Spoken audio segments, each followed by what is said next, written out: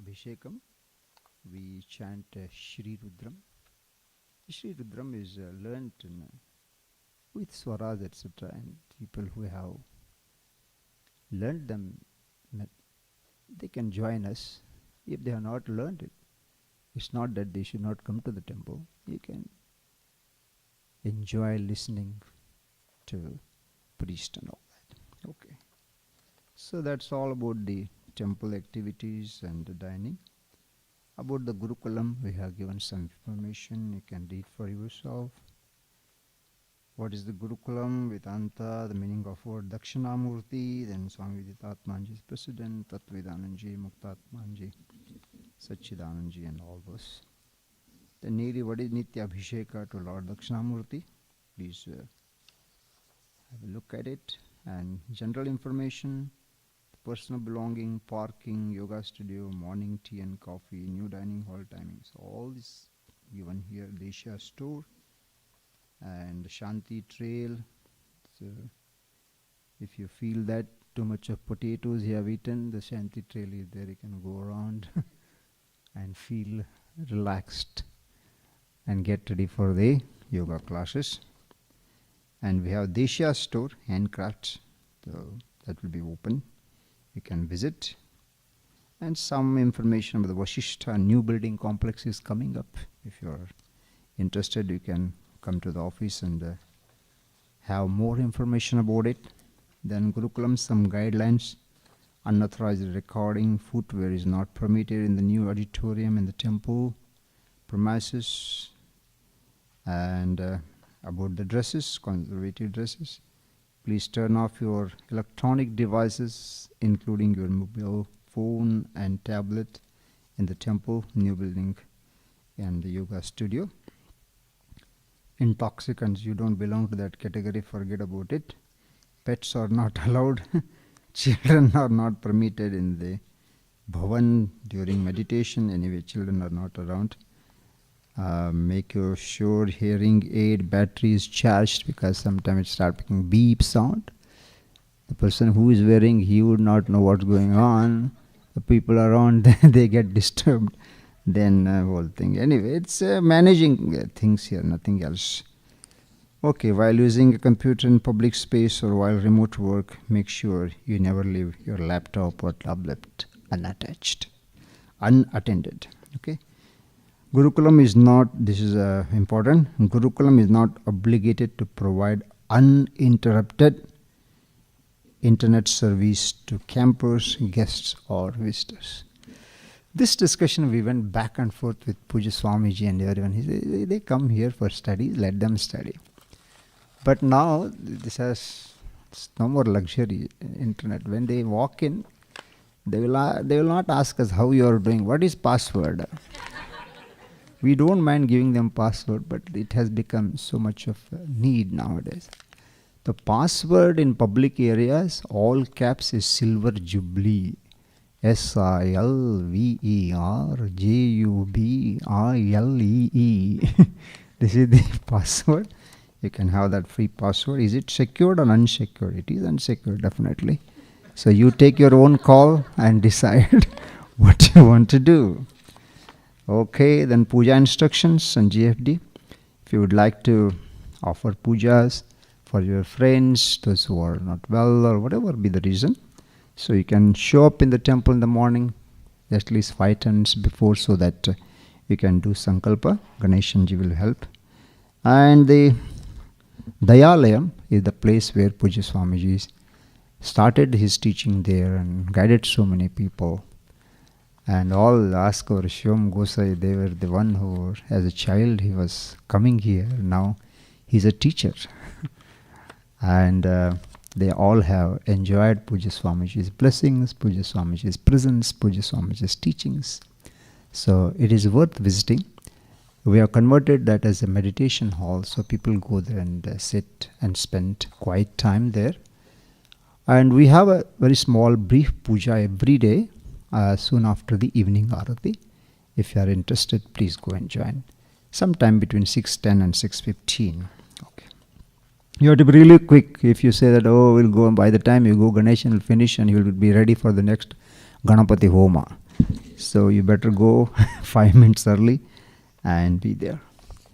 Swamini is here, and anything else?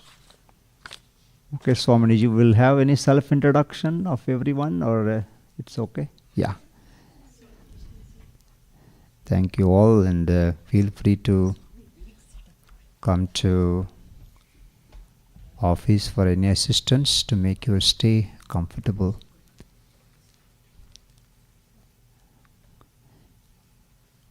Okay. So usually you have to know each other, your name. You may not remember everybody's name, but let us know this is Smita, and this is Shivam, this is Rajesh, this is Bhanu, this is Janhavi. I know all of you. If you have forgotten, my name is Shuddhatma. So anyway, let us start from Smita. Huh? You will do it, yeah. So yeah, I will go, and I think Swaminiji will. No. Yes, I will not waste their precious time. So I will go, and Swamini can continue satsang. And at the end, there will be our self-introduction to know more about you and your association with the Gurukulam. Thank you, and have a wonderful 10 days being with Swaminijis and classes. I'm sure you all will enjoy and have a wonderful time. Thank you and good night. Namaste. Yes.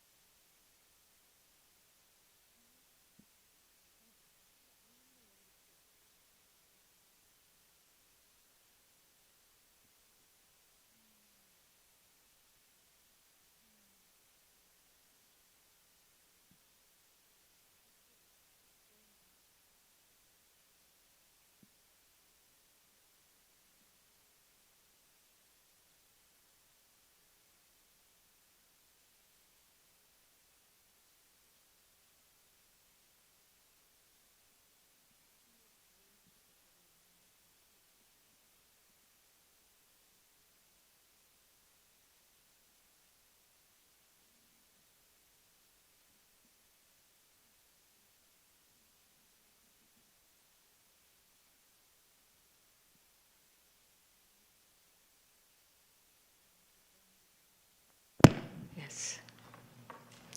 Success. Start. Om Sahana Vavatu Sahanau Bhunaktu Sahaviryam Karavavahai Tejasvinavadhitamastu ma vidvishavahai. Om Shanti Shanti Shanti. Welcome to all.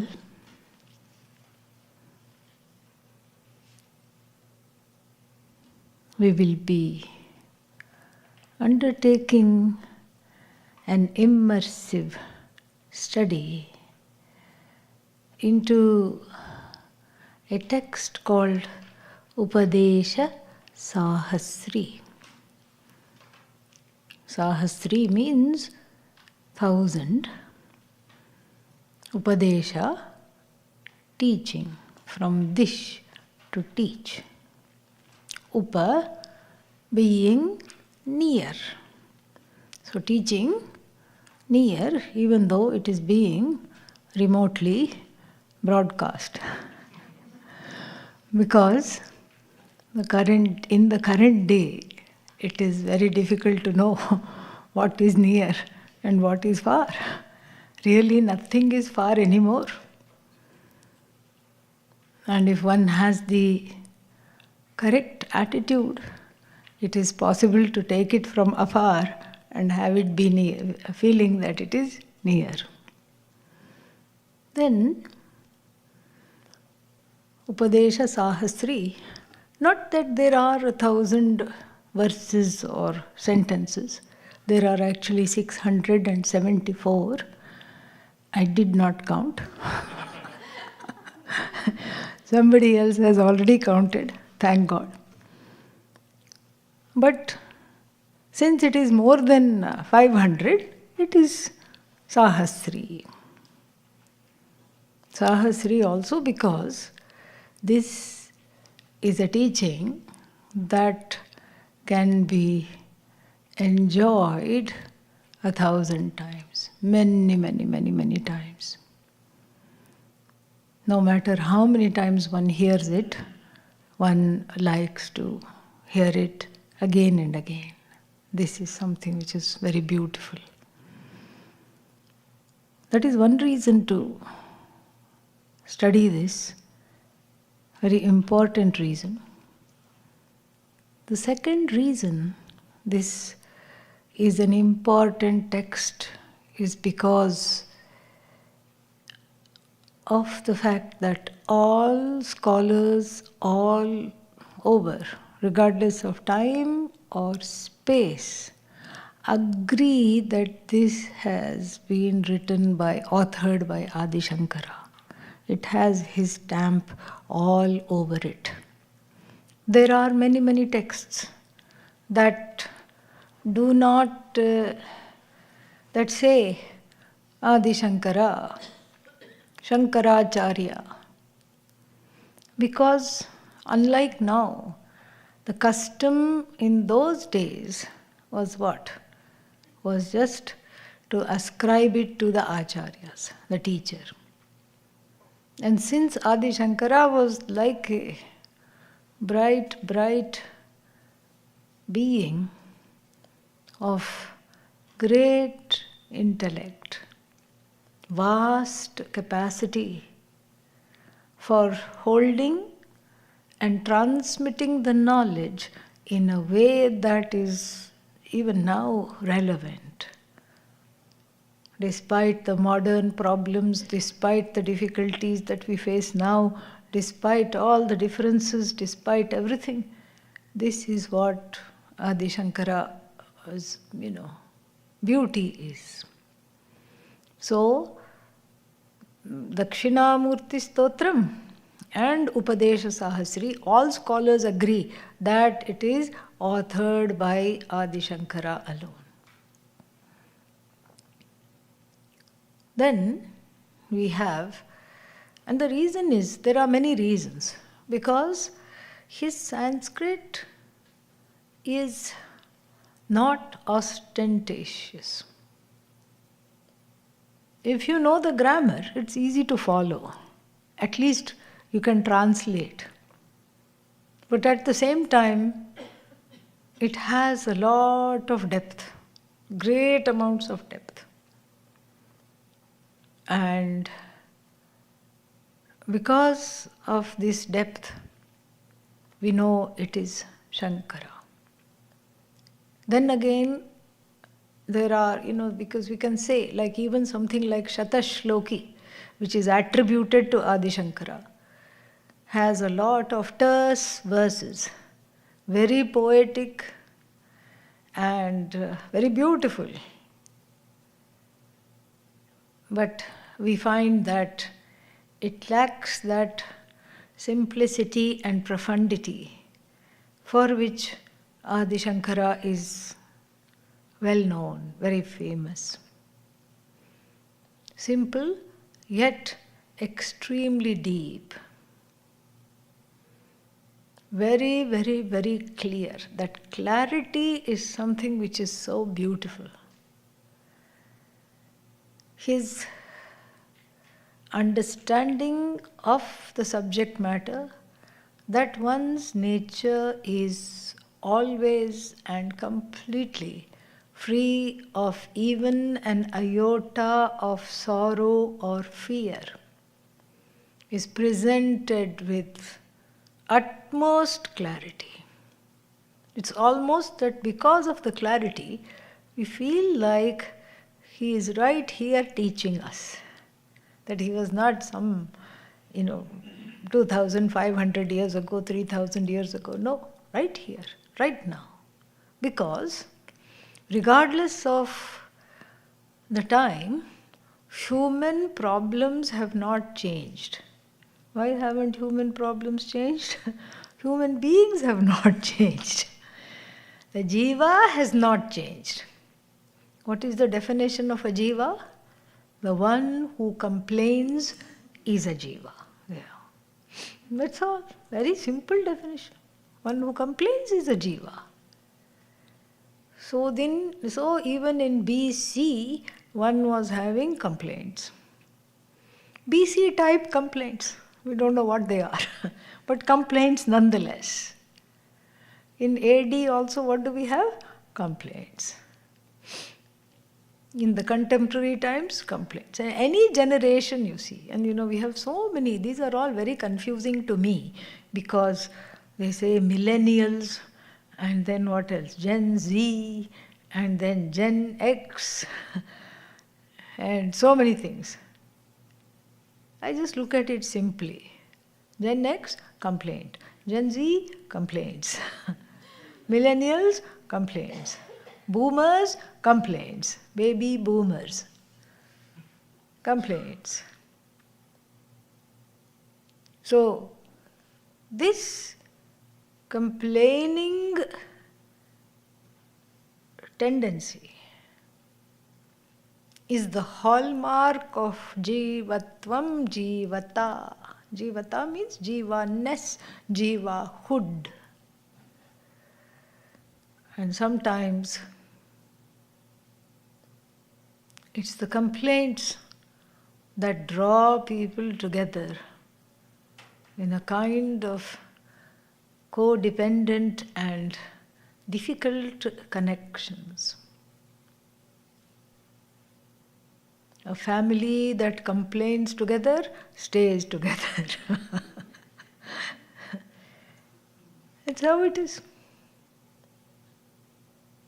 To put it idiomatically, misery loves company. Yes. Why should I be sad alone when you can join me? Why should you be sad alone when I can join you? This is why Adi Shankara and his knowledge of what he has to offer us works. This is why it works. No other reason. Because the complaints haven't changed. Okay, the complaints haven't changed, but maybe I don't identify with them that much. No, I still identify with them. I is equal to complaining being. From day to night. That is what one does. Complain. Morning one wakes up and stretches, and the complaints also stretch. Oh, I have a body ache. Complaint itself complains. And you complain about the complaints, and then the two become one. This is not the kind of oneness Adi Shankara talks about. This is not that. But the clarity is actually very beautiful. Everybody loves clarity because any kind of haziness, fogginess in one's thinking is, one really rejects that, is not very appealing. I don't like my own fogginess, and I don't like the fogginess in another, especially if I'm asking them a question. I have no interest in somebody else being foggy. And so we seek clarity. We look for clarity. And when there is clarity, there is objectivity. The two go together. Subjectivity and clarity have never ever been very good friends. Maybe they can go along for a little while, but then they have to soon part their ways. Subjectivity and clarity do not go together. Because to be crystal clear, I have to be like a crystal, free of anything that associates with it and identifies with it. There used to be, here it is. This is why we say crystal clear. Yeah. So even if you put an orange cloth behind it, it may shine as orange, but that it doesn't take that on to be its nature. It merely manifests what is there, broadcasts what is there, while retaining its clarity. So, anything that we put behind the crystal can be called raga, literally coloration. So many colors. You can put blue, you can put this background on it, you can put yellow, you can put so many things. But while it reflects the blue, it does not take on the blue. Because the connection between the crystal and this blue book, or whatever this is, blue booklet, what kind of a connection it is? It is a connection that we would say is adhyasa sambandha. This is Adi Shankara's words. Adhyasa means a projection. So the connection, whatever connection we see between the crystal and whatever its backdrop is, yellow, green, red, whatever blue, whatever color you put behind it, what kind of a connection is that? It is a connection of projection. So projected connection, not a real connection, because there is no real connection. Look, there is no real connection between the blue and the crystal. The blueness is just the crystal projecting whatever there is in the universe without, I might add, taking that on. Like even a movie screen projects the movie without taking on whatever is happening in the movie. If people are throwing stones in the movie, the screen does not scream, "Ow, ow." Stop throwing stones, because even though it looks like they are throwing stones on the screen is not affected. This is what happens to one's mind after the study of Vedanta. It becomes crystal clear and free of notions, including even the basic notion, I am a man. Not so fast, says Adi Shankara. I am a woman. I am a human being. I am a student. I am a shishya. I am an engineer. I am a doctor. I am unemployed. I am unlovable. Anything that one may think of is just like the blue color, a projection. Anything that you think of, anything that you think you are, and anything that you think you are not, both of those are projections. Adi Shankara, through his writing, demonstrates that it is possible to have objectivity by ruthlessly examining every single thing. By ruthlessly examining every single thing. All notions, all fears, tears, sources of anxiety, and also definitions of myself that other people have given to me or I have given to myself. Both of those are equally dangerous. So clarity and objectivity go together. This was the larger point I have been making. This is one more reason to study Adi Shankara. The clarity and the objectivity, when they go together, the objectivity makes the text a safe choice. The objectivity shines through. Objectivity means what? An absence of agenda. He does not have any agenda. I want to convert the people into becoming one. Well, he says that you are already one. I don't have any pressure to convert you. I want everybody to come from what is called karma kanda, we'll talk more about that, to karma, rituals, and then to leave all that and to come to jnanam. No such pressure. I want you to come away from being a Naiyayika. Who is a Naiyayika?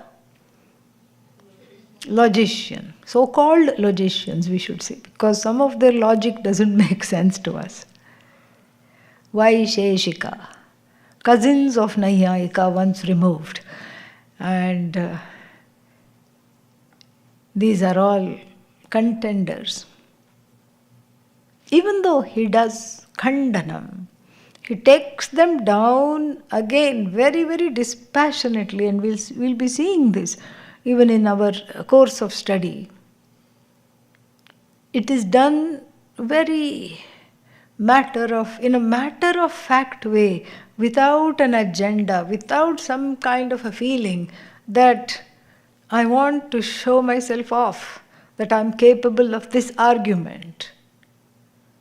And so that kind of a mind, which is swacha, pure, free of any kind of an agenda, any kind of a burning desire of a particular outcome that has to appear as a result of writing this book, a magnum opus, is not there. Yes, the desire to complete the work may be there. It again is approached objectively, like this would be nice to complete. The desire that it should be read by the people by whom it is supposed to be read is there. The desire that it should be understood may be there, but these desires are free of, they are toothless, they are free of a pressure. What is a toothless desire? It's like putting your hand in the mouth of a 1-month-old baby which doesn't have teeth. And what will the baby do? Instinctively, it will bring the gums together. Does it hurt? No teeth. So therefore the desires are there, but they are totally toothless. Do not bite, cannot have pressure to change, cannot have any kind of an agenda. That is his mind. It's ever in the now. It's a beautiful mind to look into through the help of this book. Ever in the now. And even though certain ways of thinking are critiqued, it's not the thinker that is critiqued, it's the thinking that is critiqued. There is a difference between attacking the person and condemning the ways of their philosophical thought process. We see that separation as well. And we see the overarching compassion which allows him to write. Even though he need not have done that, he's done a great favor to humankind, to humanity at large, whether it is whichever generation, even the generation that is yet to come, yet to be named, will benefit from it.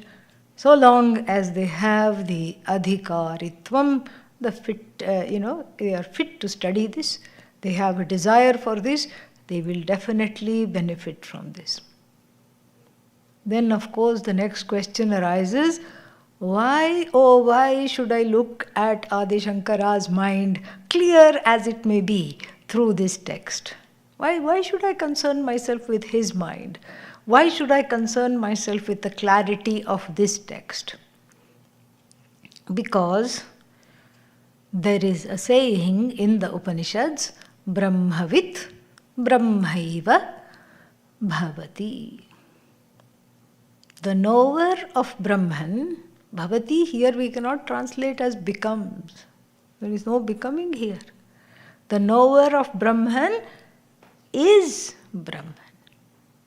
Is non-separate from what one teaches. And you are right. Why should I study about somebody else whose mind is clear?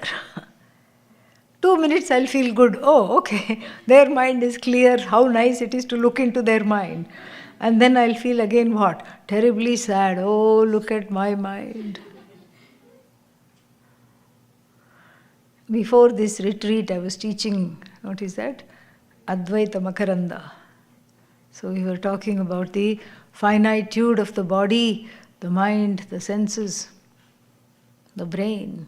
And so there were 3 words that came. What were that? Saggy. Body, okay? Baggy. You can apply it to the body and the mind. Foggy mind. So if I am saggy, baggy, foggy, then why, studying Adi Shankara will make me even more, what? Depressed. Because I am not any of those things that I want to be.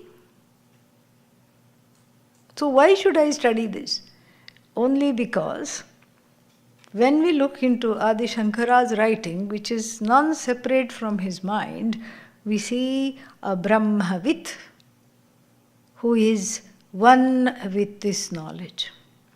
That oneness is what is aspired, what is craved for. And that oneness happens to be the truth of this I that I need to discover.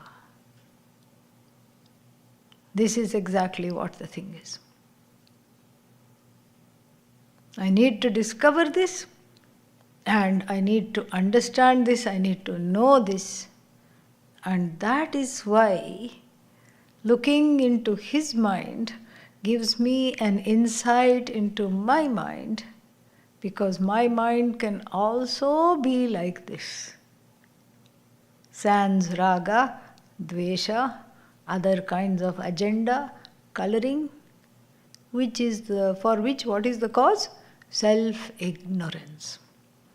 Without self-ignorance, what is there is what we see, a little glimpse into his mind.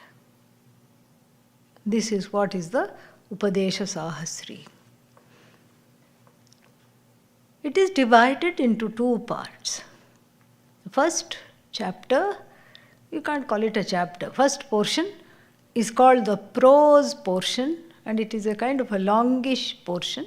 Not as long as the poetry portion, but it's a longish portion for prose. It has many sections. And in that, there is a dialogue between the student and the teacher, a very high level dialogue, where anything that the student says is parsed and made threadbare, and the fallacies of the thinking is shown to the student.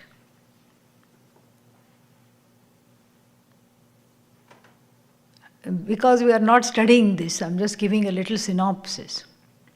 The student in this first portion must have been made of strong stuff. Ancient student made of strong stuff. Because right now, if any student came and they were shown the errors of their thinking, they would just cry, "Mummy, Mummy," and go away. Even if it were not Mother's Day. Okay? Because everybody is very sensitive. And they say that also. I'm very sensitive. What does that mean? No, I'm very sensitive. Meaning, don't tell me anything. That's what it means. I'm highly sensitive. Don't tell me anything. I will just melt into a puddle. I'll have to be carried out in buckets. Don't tell me anything. This is obviously a deterrent to study, because if the teacher cannot tell anything, how will the conversation go? And it is always in the form of a dialogue. And many times, in the first portion of the Upadesha Sahasri, the student is told, shut up, keep quiet, you don't know anything. Listen. And then again the student comes up with some idea and is shot down immediately. Your thinking is a waste of time.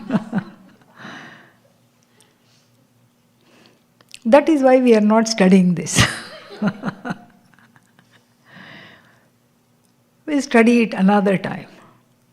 Now, the poetry portion has 18 chapters of various lengths. The first chapter is, I think, 26 verses, and the second one and the third one are 4 verses. After that is 8 verses, 17 verses. And the 18th chapter is 233 verses. It unfolds the Mahavakya Tat Tvam Asi. You are Jagat Karanam Brahma. You are the whole. You are one with Ishvara. It unfolds that. That's why it's 233 verses. So together, if you count the prose portion as chapter 1, then along with that, it will be 19 chapters. And if you don't count that, if you count that as a separate portion, then it is 18 chapters total plus the prose portion. It doesn't matter how we count it. The poetry portion is nice because, they are in the form of verses. And not many people are being criticized. And whoever is being criticized, it's not us, it's them.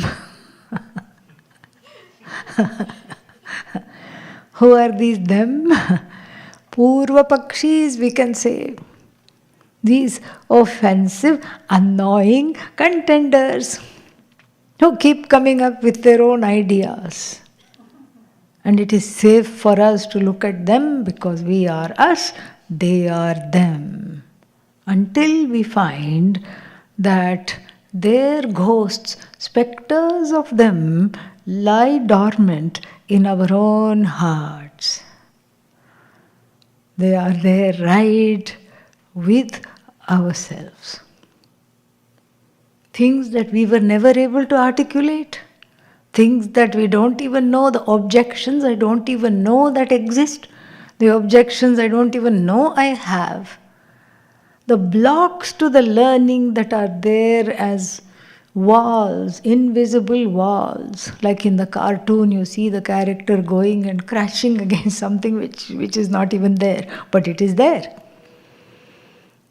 This is why the technique of Purva Paksha Siddhanta, the raising of objections, even sometimes it looks like we are even manufacturing objections.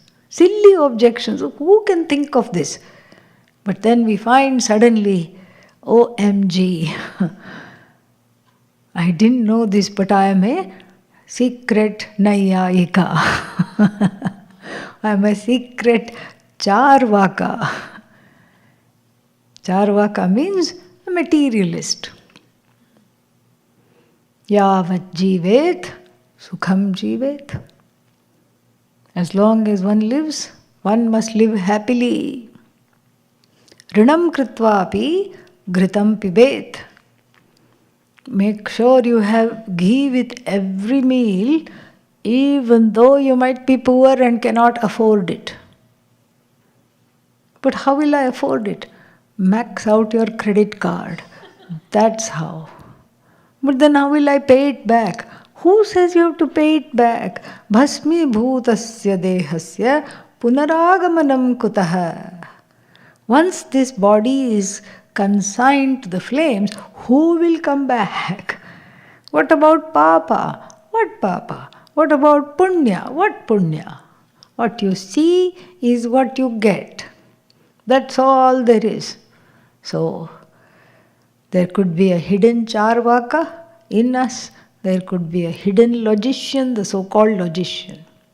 The doubter, the one who says this, the doubting one, the hopeless ones. We find that the Purva Pakshis are all very sad and hopeless. Yes, you feel bad for them.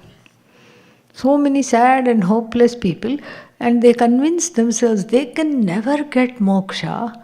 So guess what? They are not even going to try. They are just going to put some spokes in the wheel because they feel like they have to justify their own hopelessness by showing how moksha is impossible. Little do they know that you can't really get moksha. You are already free, mukta. You are totally, totally free. This is why we have to study this. And the two chapters we will be studying, I thought we could do 3, but I don't want to overestimate myself, especially with the light schedule during the 3 Kumbhabhishekam days. So, let us not worry about completing anything. Let us be in the moment and enjoy each verse, and we'll see how far we will get. So the first chapter is called Jnana Utpatti Prakaranam, the rise of self-knowledge, or Upodghata Prakaranam, introductory chapter. Because to qualify to study the 18th chapter, you have to go through a certain process. Suddenly, if one is told Tattvamasi, what? You are the whole. H-O-L-E, right? I already knew that. This is what it is. So there is a gradual build-up, and all the deployment of various pedagogies from chapter 1 to chapter 18. So the chapter 1 puts the whole story in perspective.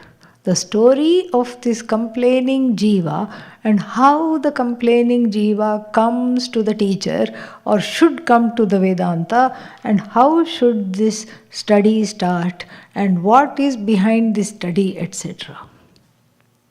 A caveat, it looks deceptively simple. One can say, oh, this is just goo goo gaga baby Vedanta. We have to watch out for that. And that is seen even in the opening verse. The opening verse starts everything with a big bang. It accomplishes many, many things. It shows the subject matter, it shows, everything. Subject matter of the study is beautifully elucidated right in verse 1. So, this is what our study will entail. And this is the reason to study it. Why? Because I want to stop complaining. That's the only reason. If you ask anyone, do you like being a complaining being? Yes? No? People are afraid to raise their hand. They don't want to stand out. But generally, nobody wants to be complaining. Even though there is some short-term kind of a satisfaction that one gains from complaining. Because you see, the complaining is conflated with catharsis. Catharsis or venting is a psychological tool to to get over the force of emotions after a particular traumatic incident or some fear or shock. But that cannot be a way of life. If that becomes a way of life, then we are done in for. That nobody wants. We are not talking of catharsis, we are not talking of venting it out or getting some relief. But we are talking about the permanent state of affairs where the distress, where one's distress is repeatedly rehearsed all the time, 24/7, 365. And how to stop that? There is no other way to stop that permanently except through Vedanta. There are many temporary fixes. You can go to a movie, you can go out to dinner, lunch. What else can you do? You can go to the mall. I always like to spell it MAUL, where you go to get mauled of your wallet, pocket book.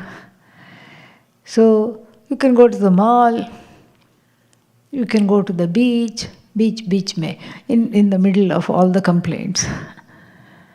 You can go here, you can go there, but wherever you go, there you are.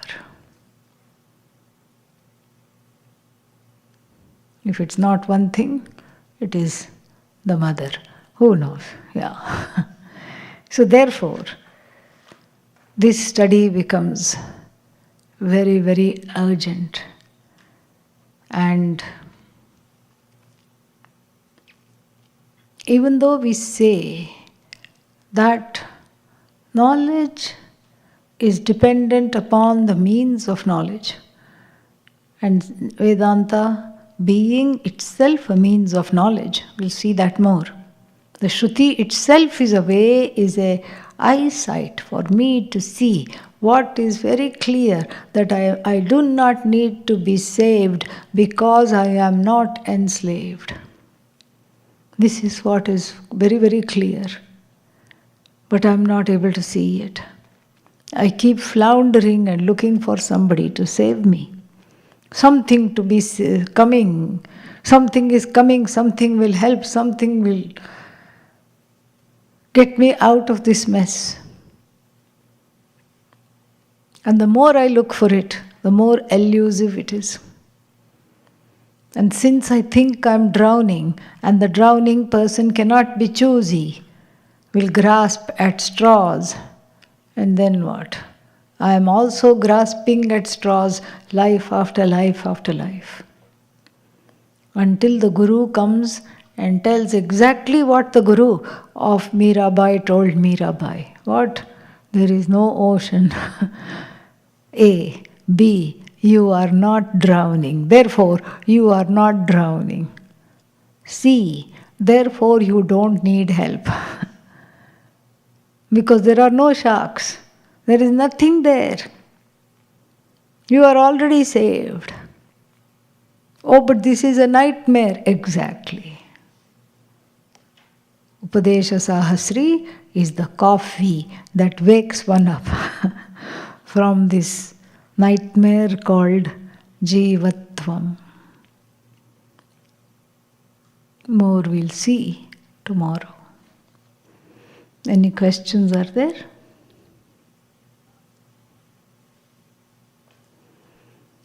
Yes.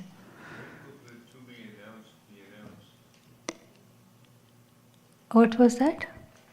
When will what be announced? When will the to be announced be announced? In the classes is afternoon class. Afternoon class. There is no afternoon class. Who said there was an afternoon class? There is yoga. Yeah. Oh, 4:30 class, yeah.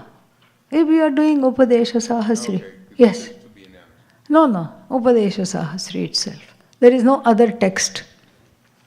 Yeah, I'm sorry, I did not understand. It wasn't clear. Yeah, it's okay.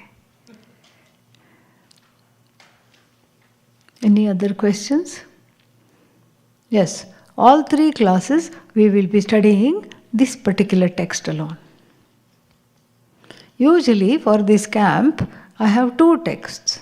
Sometimes we do like a weekday and weekend schedule, and sometimes we have a different 4:30, another text.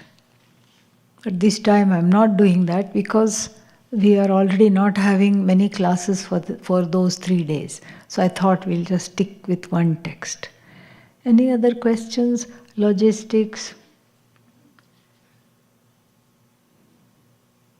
Okay. Do you want to tell your names? We'll start from here.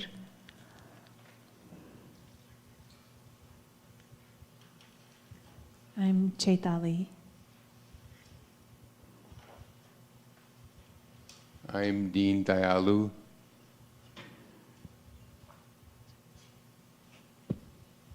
I'm Abhiraman. Saraswati. Vasu. Smita Gosai. Mahalakshmi. Madhava. Gayatri. Shivam. Surekha.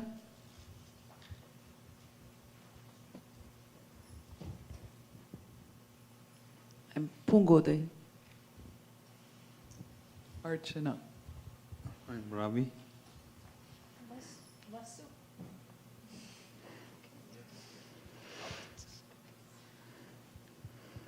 Shambhavi. Sharada. Bhanu? Rajesh. Namaste, Smita.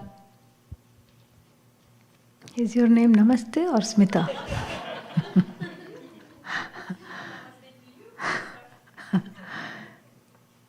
Janadi.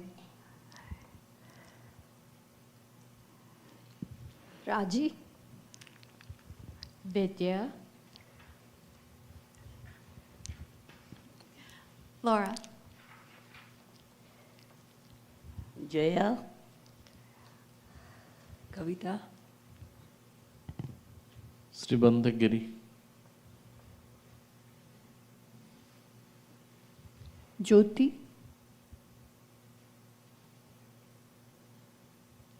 Tanuja. I didn't hear that. What's that? Tanuja. Tanuja, yes, yes. Mangesh.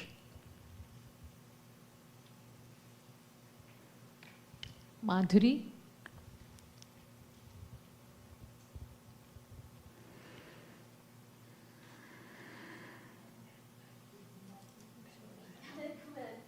I'm Niyati.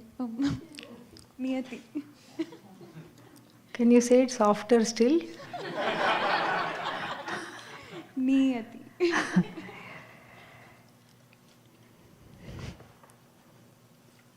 Tomorrow, what is the schedule? 7 o'clock? Meditation? 8:30? First class. And then 11:15, second class, all right here. And then after that, we will have 2:30 yoga. Aishwarya is not here, she'll come tomorrow. And she assured me from 2:30 to 3, she will put everybody in a state of deep relaxation. So you will want to go there, yeah. Because in Vedanta class, when you are in a state of deep relaxation, we all know what happens. So 2:30 to 4, and then you have a little break for tea or hot water, whatever your favorite brew is. Then 4:30 we come here for the third class of the day, and then there is puja, etc. The timings will be there. Time to take a walk, puja, and then we come here for question, answers, bhajans, etc. If we didn't introduce Raji in the back, Pandu and Raji, take the mic there, let them introduce themselves too. Yeah. I didn't see you. You were out of range of the vision. Yes.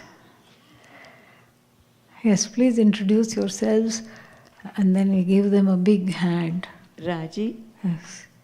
Pandu is not here. Okay, we'll see him tomorrow. Yes. Thank them for helping with the audio visual so that we can be heard and everybody can understand as a result. Really priceless seva.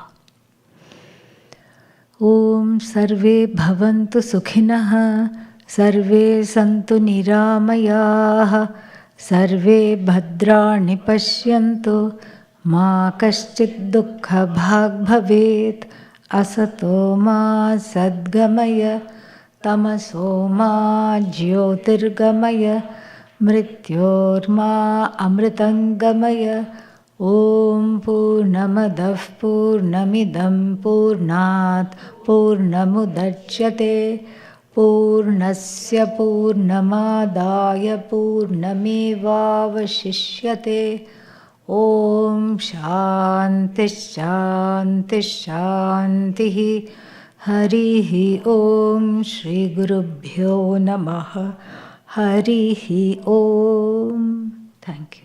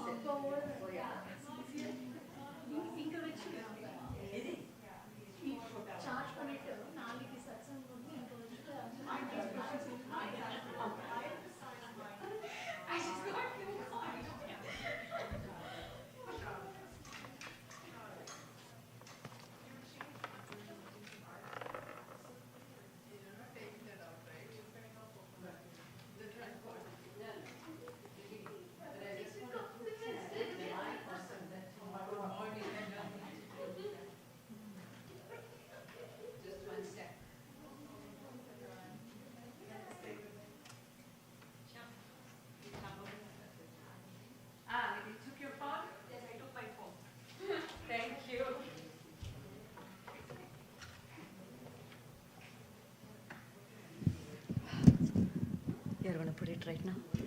I just, yeah.